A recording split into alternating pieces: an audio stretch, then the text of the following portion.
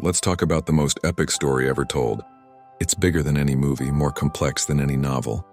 It's the story of God and, well, everything.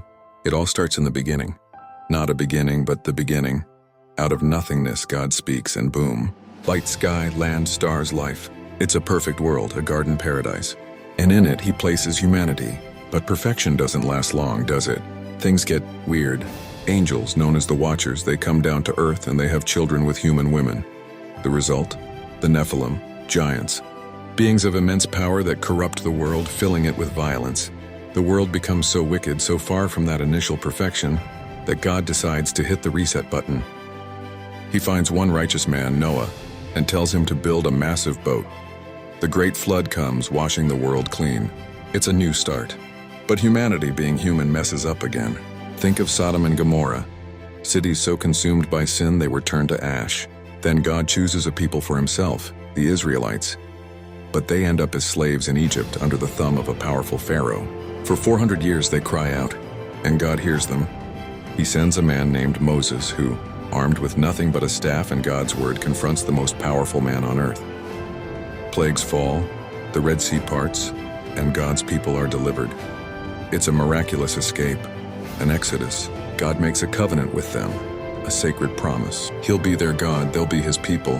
He gives them laws to live by. But time and time again they break that covenant. They turn to other gods, they forget the one who saved them. As a consequence, they face judgment. They're conquered, scattered, and sent into exile. And here's a point that resonates so deeply. Many see a parallel in this story of bondage, exile, and the cry for deliverance with the experience of African Americans in chattel slavery, torn from their homes, enslaved in a foreign land, holding on to faith, singing songs of a promised land and a God who delivers. The spirituals sung in the fields weren't just about the afterlife. They were a cry for freedom, echoing the cries of the Israelites in Egypt. It's a powerful, painful, and profound connection. Through all this brokenness, God's ultimate promise remains. He hasn't given up on his creation. So he does the most unthinkable thing.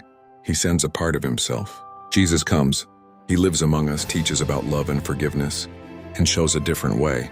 He is the ultimate deliverance, not from a physical Pharaoh, but from the sin and death that have plagued humanity since the garden. But the story isn't over. The book of Revelation gives us a glimpse into the future. It talks about a final conflict, an end of days where the world as we know it, with all its corruption and pain, will face a final judgment. It sounds scary, right? A world destroyed. But that's not the end. It's the beginning of the end of everything bad. After the fire, after the judgment, God makes a new world, a new heaven and a new earth, and this time it's permanent. No more death, no more sickness, no more tears or pain. It's a return to the garden, but even better. It's an eternity with the God who started it all, who walked with his people through slavery, exile, and suffering, and who ultimately keeps his promise to make all things new. That's the epic, from a perfect beginning through a broken middle to an even more perfect end.